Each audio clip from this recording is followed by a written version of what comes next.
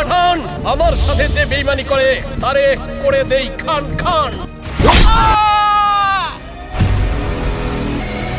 কি বললেন? পাঠান এই বলেছে? এই খান সাহেব, আমার এই মাসের চাঁদা কই? পাঠান আমার বোনকে উঠায় নিয়ে গেছে, এখন একটা কিছু করেন।